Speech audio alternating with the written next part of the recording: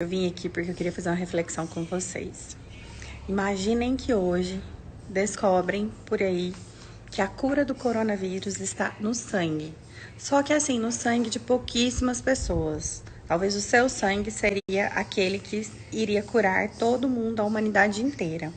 E imaginem também que o coronavírus não tivesse atingido somente 300 e poucas mil pessoas no mundo. Imaginem que ele tivesse atingido assim bilhões de pessoas, quase que o mundo inteiro. E aí, de repente, todo mundo indo nos hospitais fazer os testes para ver se o seu sangue é aquele que pode curar realmente a humanidade inteira. E aí você e a sua família, vocês vão ao hospital. Você leva o seu filho, que tem 5 anos de idade, e você e a sua esposa estão no hospital para fazer esse teste.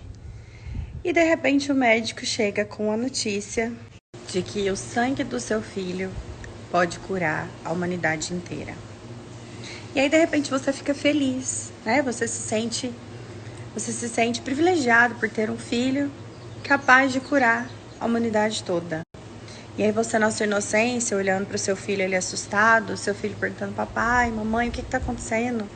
Por que estão me levando? O que vão fazer comigo? E aí você olha pro seu filho e fala: meu filho, você é capaz de curar o mundo. E aí você, na inocência, pergunta pro médico, fala: mas quanto de sangue vocês precisam tirar do meu filho para curar a humanidade inteira? E o médico diz para você: todo o sangue do seu filho. Ele vai morrer para salvar a humanidade toda.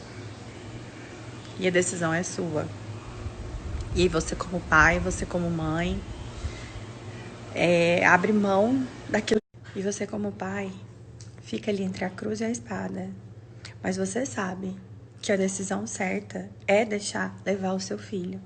Por mais que você olhe para ele chorando, implorando: pai, me ajuda, pai, fica comigo, pra onde estão me levando? Eu tô com medo. E você entrega o seu filho, o seu único filho, para salvar a humanidade. E assim é feito. E assim o sangue dele foi capaz de curar a humanidade toda. Bilhões de pessoas se curaram daquele vírus maldito, letal, que estava matando 90% das pessoas que eram contaminadas. E o tempo passa, os anos passam, os meses passam, e as pessoas sequer agradecem a você por ter dado o seu único filho para salvá-las, para salvar a família delas, para salvar cada um daqueles que foi infectado e os que poderiam ainda ser infectados. Principalmente agora, nessa época de coronavírus, a gente escuta muito, a gente lê muitas coisas sobre ter empatia. Ter empatia é você se colocar no lugar do outro. É você tentar sentir a dor do outro. É você realmente enxergar o outro como se fosse você mesmo. E esse exemplo que eu usei, apesar de ser hipotético, eu tentei fazer com que vocês enxergassem como Deus se sente, né? Porque foi exatamente isso que ele fez. Deus deu o seu único filho, Jesus Cristo, para morrer por nós, para nos salvar dos nossos pecados, para tentar fazer com que a humanidade fosse melhor, com que ele começasse do zero e todos os dias a gente se lembrasse e agradecesse profundamente que Jesus Cristo morreu por nós, né? Para que a gente fosse diferente, para que a gente agisse diferente. E aí eu imagino que lá do céu, de onde ele estiver, que ele está em todos os lugares, né? Deus é onipresente. Eu imagino que ele deve sentir quando ele vê um pai matando um filho matando um pai. Quando ele vê esses assassinatos, as pessoas ficando tão deprimidas a ponto de tirarem as suas próprias vidas. Quando ele vê pessoas passando fome e outras com tanto, né? Sem dividir, sem querer ajudar. Quando ele vê crianças morrendo de fome lá na África, ou em tantos outros lugares, mas vamos dizer na África, porque tem muitas, morrem ali a céu aberto, sem nenhuma condição de vida. Enquanto tantos outros esbanjam riqueza, luxúria em tantos outros lugares do planeta. Imagine quando ele vê uma guerra mundial, as pessoas se matando por dinheiro, por poder. Mas eu particularmente imagino, que ele olha e pensa assim, deu alguma coisa errada. Onde foi que eu errei nessa humanidade? E para quem lê a Bíblia, para quem conhece a palavra de Deus, há muito tempo atrás, ele prometeu para Moisés que nunca mais ele ia acabar com a humanidade inteira. Assim como ele fez com o dilúvio, né? Que ele levou a humanidade inteira, salvou ali só Noé, a família dele, os animais. Para Moisés, ele prometeu que ele nunca mais ia extinguir a humanidade inteira. E ele tem cumprido a sua promessa. O que não impede, de vez em quando, ele fazer meio que um limpa na terra, sabe? Para eliminar realmente essas pessoas que não têm essa intenção de evoluir conforme a vontade de Deus.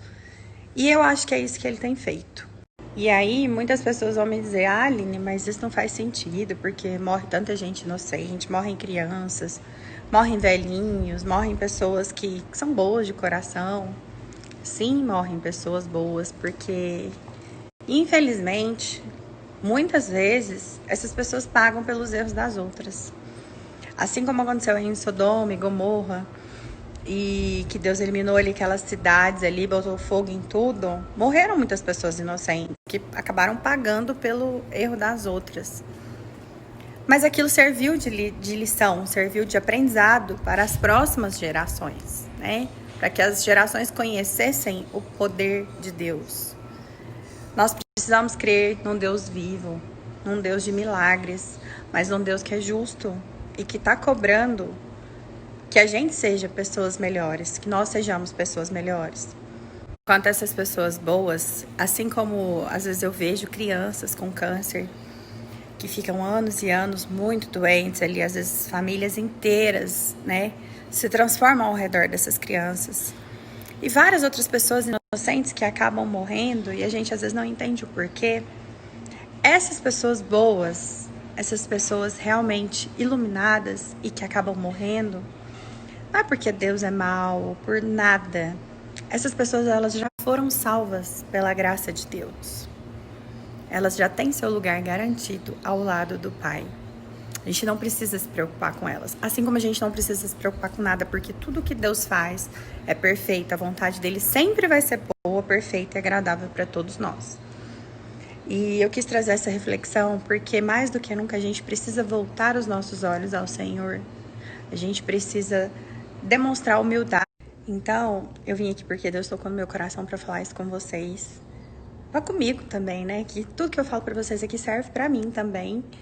E que momentos assim tão difíceis como esse que a gente tá atravessando agora, pra gente não se desesperar, porque tudo está no controle de Deus.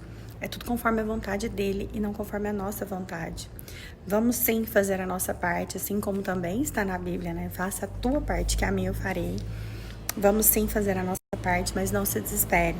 Ao contrário, vamos cada vez mais lembrar de onde viemos, quem é nosso Pai, quem é que cuida de tudo e darmos as verdadeiras graças a quem é realmente o dono da nossa vida.